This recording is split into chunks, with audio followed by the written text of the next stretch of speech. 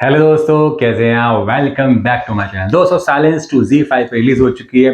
हालांकि दोस्तों, साइलेंस 1 और साइलेंस 2 का कोई भी लिंक नहीं, इसलिए कोई टेंशन वाली बात नहीं, आप साइलेंस 2 आराम से देख सकते हैं।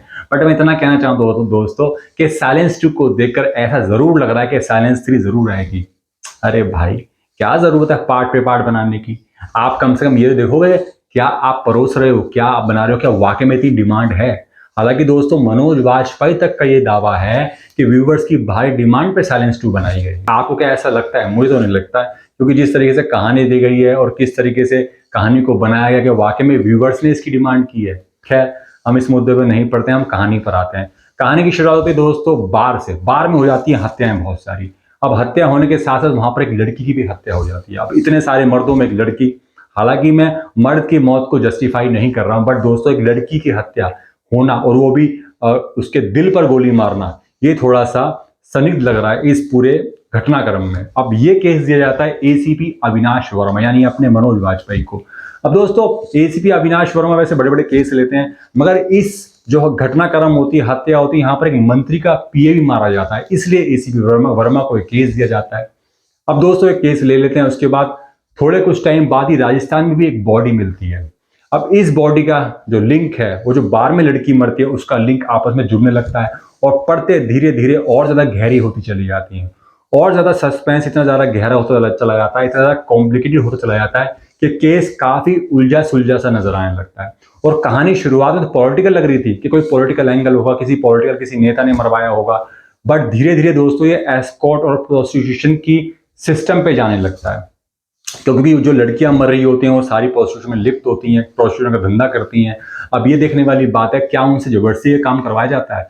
अब उनको कौन क्यों मारेगा, ये तो जानने के लिए आपको पूरी फिल्म देखनी पड़ेगी। मगर दोस्तों, मैं एक बात कहना चाहता हूं कि पूरी फिल्म में ना, पता नहीं क्या आप करना चाहते हो, आपको यही नहीं पता कि आपकी फिल्म का बेस क्या है। आप शुरुआत में कुछ और दिखा रहे हो और सडनली कुछ और डाल दिया, और वो भी कहानी को इतनी तेजी से आगे बढ़ा रहे हैं कि कोई भी ज्यादा थ्रिल आपको नजर नहीं आएगा। अरे भाई, थ्रिल ऐसा होना चाहिए जैसे प्याज की परत जब खुलती चली जाती है तो वैसी चीजें गहरी होती चली जाती हैं, वैसा होता है थ्रिल। मतलब परत दर परत खुले, उसके बाद जो सस्पेंस है और जो मिस्ट्री है वो और ज्यादा गहरी होती चली जाए और आप सोचने में मजबूर हो जाओ।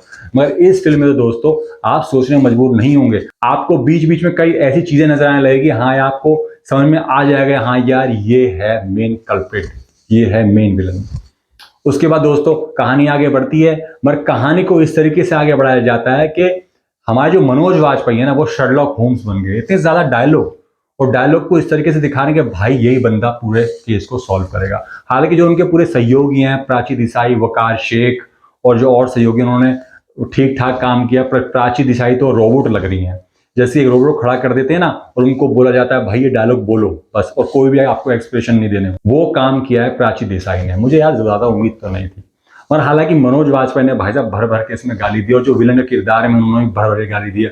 और कई बार तो कई सीन्स में तो ऐसा लग रहा है कि गाली को ज्यादा कर दिया गया, जहां पर गाली देने की जरूरत थी वहां आप गाली दे रहे हो। अगर भाई आपको ये फिल्म देखने तो अपनी फैमिली के साथ मत देखना, अलग अकेले में देखना, नहीं तो खामगा वो आपको गाली देंगे। खैर, फिल्म आपको देखनी है तो ज्यादा उम्मीद है कि मजे का, ज्यादा थ्रिल सस्पेंस नहीं है। ज्यादा थ्रिल सस्पेंस होना चाहिए था ताकि आपको मजा आए, बट फिल्म एवरेज है। एवरेज की उम्मीद करके जाए, जैसे साइलेंस 1 थी वैसे ही साइलेंस 2 है। अब साइलेंस 3 बनाने का ये सोच रहे हैं, पता नहीं कैसे होगी, पता नहीं भाई।